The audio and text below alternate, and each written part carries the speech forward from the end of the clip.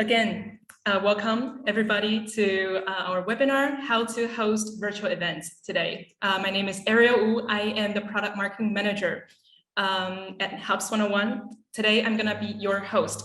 We are gonna walk you through a webinar to show how you can actually host virtual events using Hubs 101 as an example. We are very lucky to have invited Patrick Maisch, the Head of Business Development, to join us at this webinar today. Patrick has carried 20 years of event experience and is really happy to share his tricks and secrets of how to host a successful virtual event with you. Using Hubs 101 as an example as the app tool that you are on to tune in today. And Hubs 101 is actually an event platform that aims to provide a futuristic option to all the event planners to host virtual and hybrid event with a smarter, easier, and a more efficient way. So before we started, just a little housekeeping here. Throughout the event, if you have any questions or if you have any topics you would like to discuss, don't feel shy, don't hesitate. You can either share ideas on the event wall, as you can see on the top right on the app, or you can send me a direct message or raise your hand throughout the stream. Then me as your host, I will be collecting all the questions, all the ideas to open a small discussion or a Q&A session after Patrick's presentation. And let's get the exciting webinar started. Patrick, it's your turn. Thank you, Ariel, and hello to everyone from my side. I'm Patrick, and it's a pleasure walking you through this webinar today. So I think it's worth recapping the main problems of physical events and the solutions that virtual events offer. Or in other words, let's ask how and why should we host virtual events? So in the past year, we witnessed it was impossible to host live events during the COVID crisis. But there are also permanent disadvantages too. So people with not enough budget, time, or travel restrictions aren't able to come. And budget is a problem in general, as traditional live events are more costly by up to 70% on average. But live events are also less flexible. So take the limits of a location and duration as examples. And more and more attention is being paid to the fact that physical events and business trips are harmful to the environment.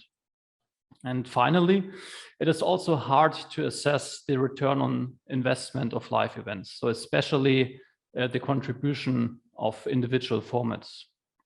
So now, after listing the main negative aspects, it is obvious what the contrary positive effects would be, but I'd like to mention other good reasons for virtual events. So they usually come along with a broader reach. So some companies could double, some triple, some quadruple them.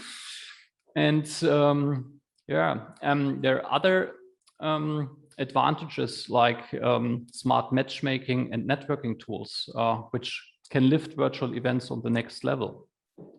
So my personal opinion is that the most important advantages of virtual events yet lie in their provided data and real-time analytics. You don't only want to know that people watched or clicked something, but why. So as we now recognize the limitation of traditional events and benefits of virtual events, we're going to show you step by step how to host virtual events. So for this, I will start with the most important points which are to be considered during the planning. So let's start with the time frame. So prepare at least 3 months ahead of schedule and a minimum of 6 weeks. As for example, your speakers will not only need time to prepare, but also get an approval on the presentation. And the next steps ahead are to identify the purpose of your event, lay down your goals, making the roadmap, allotting the budget, and return on investment strategies. What I would like to highlight is that, so as people have less and less time for consuming, well-prepared information ahead of the event became crucial to attract people. So, yeah, let me now share my screen. Would like to show you something.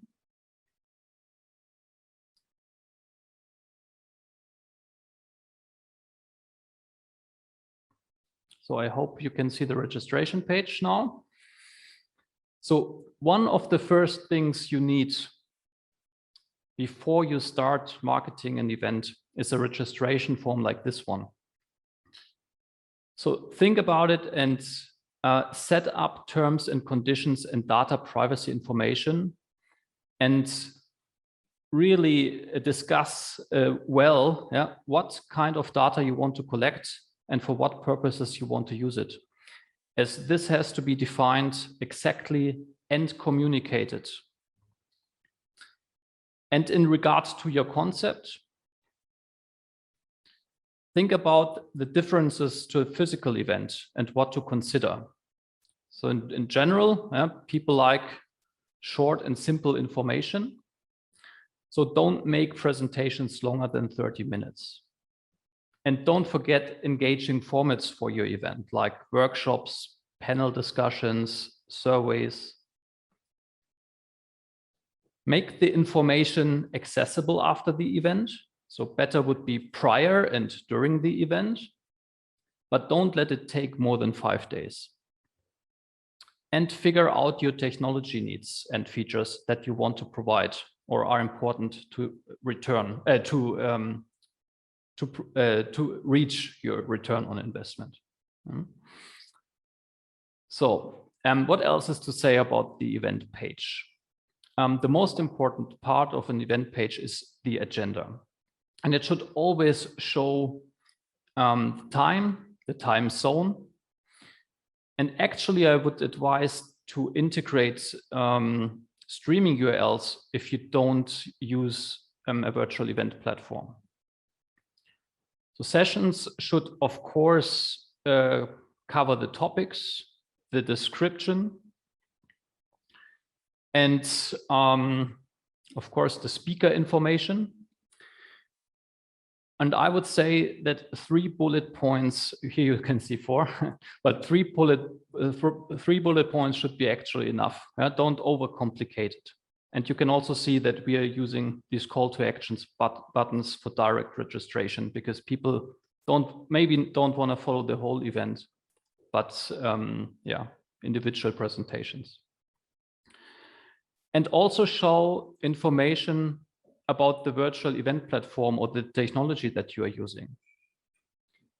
So show what it's capable of doing, like networking functionalities, maybe matching exhibitions if you offer other aspects, and maybe also show the technical minimum requirements that people need to join your event. And if you're using an event app, so virtual event app plus a website, I would advise you to ask for a plugin. So that means you only enter the information in an agenda once, and it gets automatically transferred from website to the app or the other way around. That would save you a lot of time. Yeah, and now we talked about the most important aspects for planning events and setting up an event website.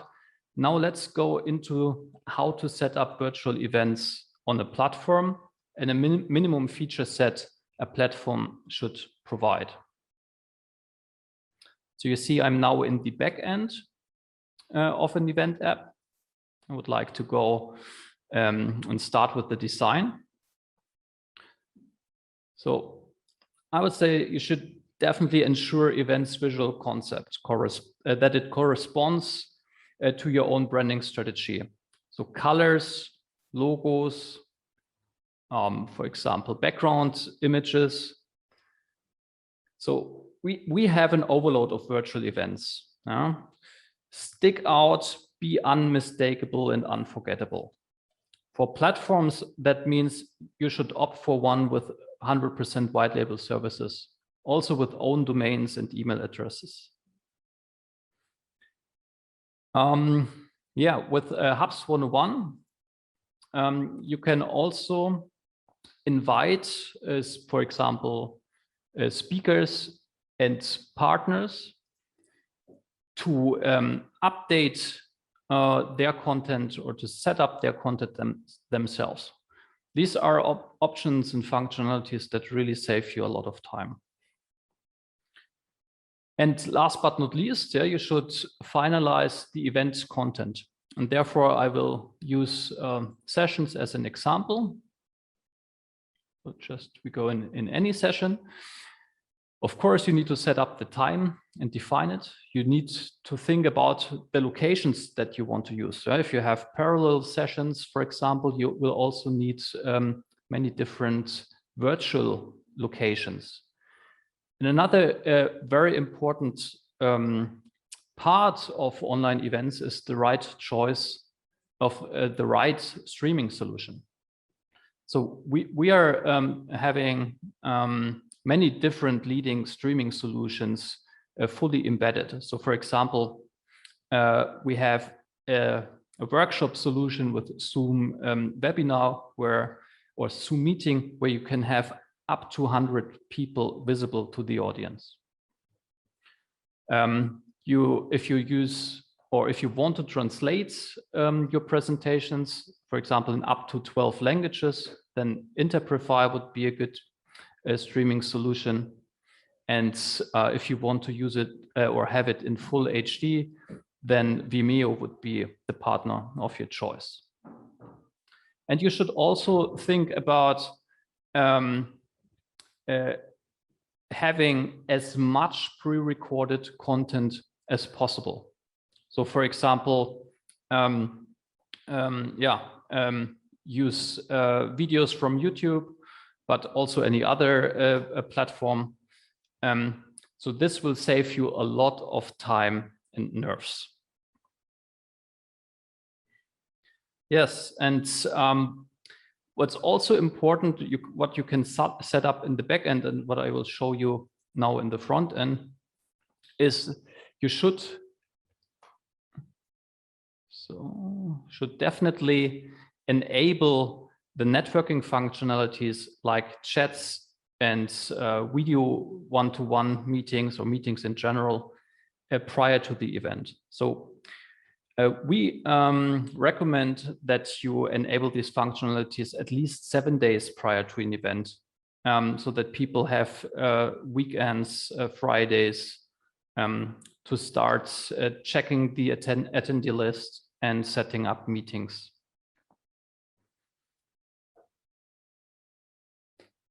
So, Ariel, do you want to continue with how to advertise your registration page? Yes, thank you so much, Patrick. It is so insightful. Like, we did not know, at least I did not know, like setting up an event, especially in the virtual one, will take so many steps, and it's so inspiring, so insightful. Thank you so much.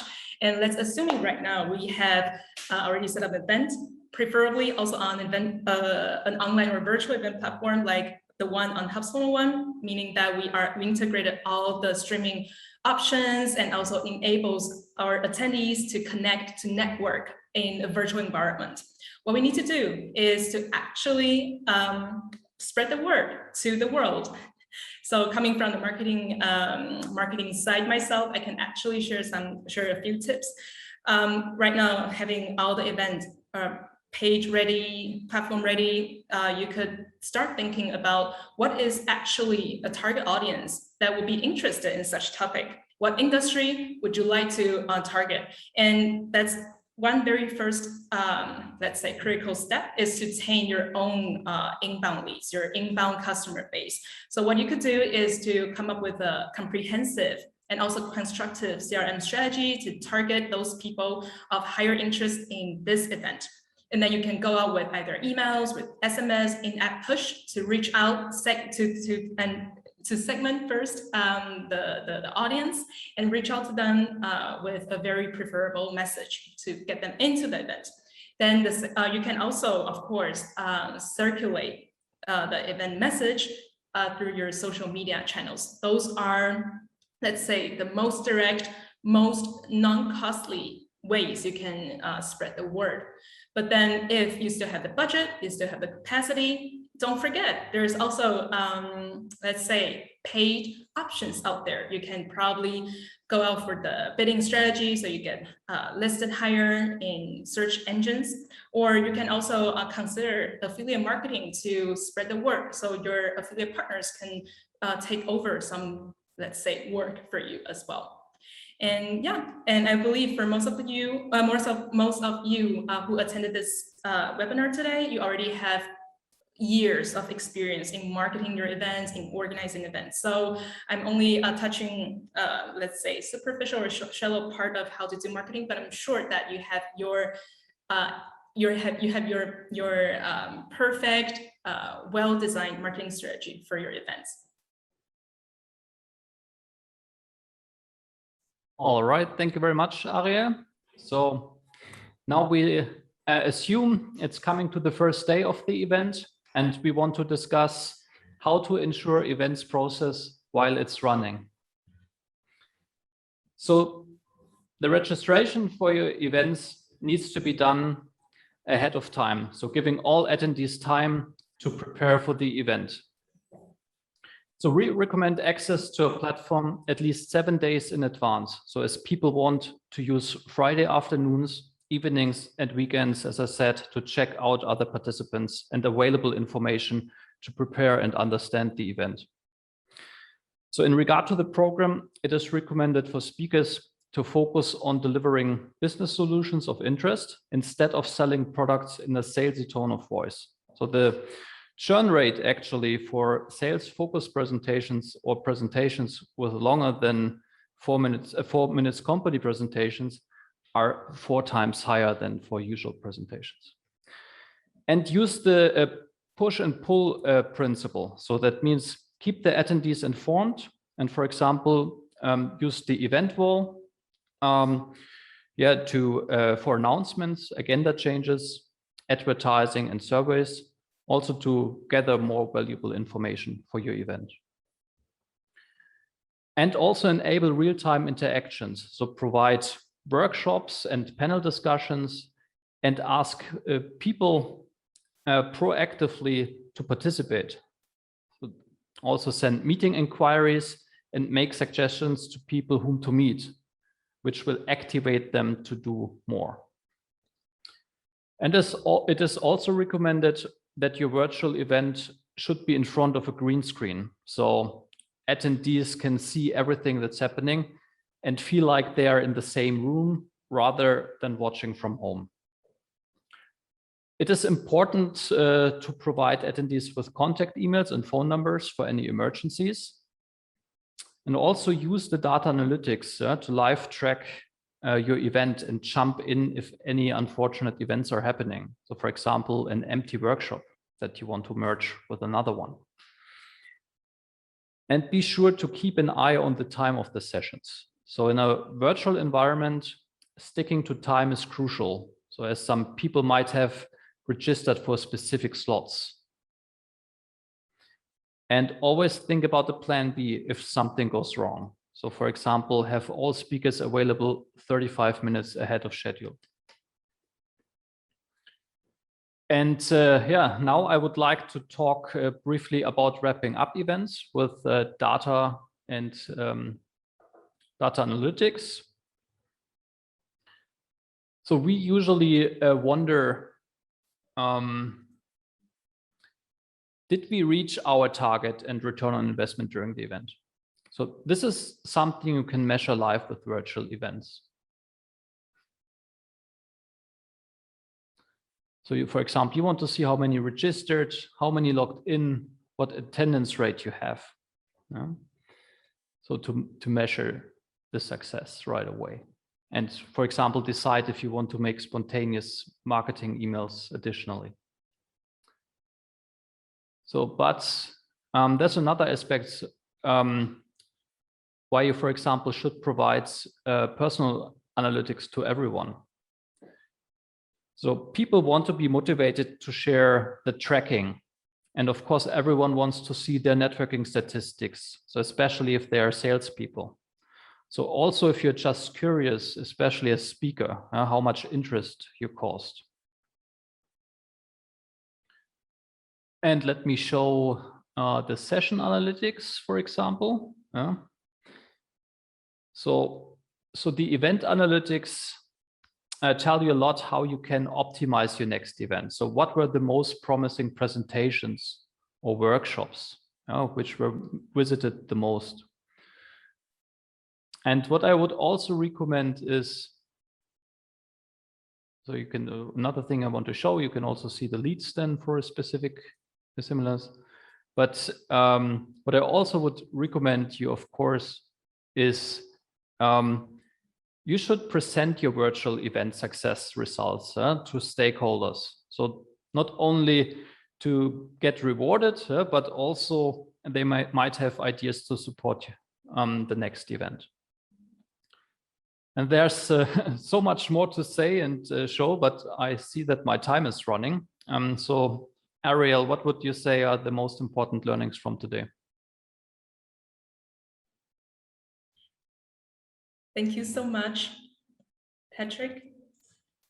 That yeah, like because we are running short of time, we have to like wrap everything up quickly, but it's definitely very insightful that by Patrick walking us through how to actually host virtual events, taking Hubs 101 as an example, that we know we have to set up events and consider all the different factors, not only about streaming the sessions, but and also think about how to provide a comfortable and efficient networking environment for the attendees, how to enable your attendees, especially also the exhibitors exhibiting at your event. And most importantly, after the event, of course, during the event, you have to make sure everything's running successfully, running smoothly, but most importantly, for the event organizers, ourselves, we then can make use of the data and analytics to wrap everything up and to assess and optimize furthermore for the future events. So thank you very much, Patrick. But then our webinar is not yet done. So just hold 1 second before tuning out, that we actually gather some questions sent directly from some of you to me. So one of us actually asked, Patrick, now COVID is over, do we still need virtual events? Can you maybe share your insights? Thank you very much, Ariel. Thank you for that question. I think it's a very good and valid one.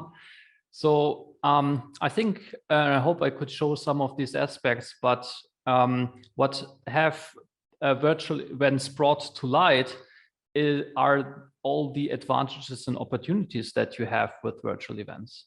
So as we discussed in the beginning, so more and more people have travel or budget restrictions, and you want to reach as many as possible to spread the word and make your company, your products, or whatever purposes you follow, you want to make it popular. And there's no better way, I think, than doing events hybrid and also additional events virtually, because they're less cost intense and easier to organize for sure. I could dive deeper into that, but I hope I covered this message a bit. Yeah.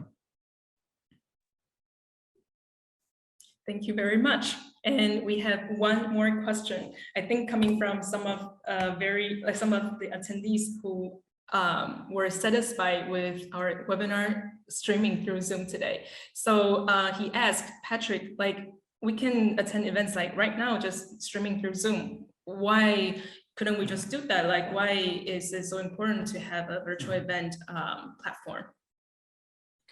Well, I think that adds a little bit to the question before. So the question you should always ask yourself, how do I reach the return on investment of events, or how do I improve my marketing? How do I become more known and popular in the market? And I think there are so many additional advantages to normal streaming solutions that you can use and are not expensive. So, for example, if you enable a virtual networking that helps people a lot to get their personal information and get their individual problems solved. So we see definitely a trend using the networking functionalities. So up from March last year, when the pandemic started strongly, and now we can see that people are using these networking functionalities more and more. And I would also say that these meetings have many advantages. Like beside the sheer number of virtual meetings that you can have, you can choose a time whenever. So we, for example, see that more and more meetings happen before an event, especially the 2 days before an event, and also the days after an event. Less actually during an event, probably because the people are way more focused on watching the presentations. So don't be disappointed if there's not so much networking happening on the exact same day, but don't underestimate the potential for the other days as well. So these are just some examples, but as I also said in the beginning, what I like most about event platforms actually are the provided data and data analytics. So you can really measure what formats were successful and how to improve your event, but also what are the people really interested in.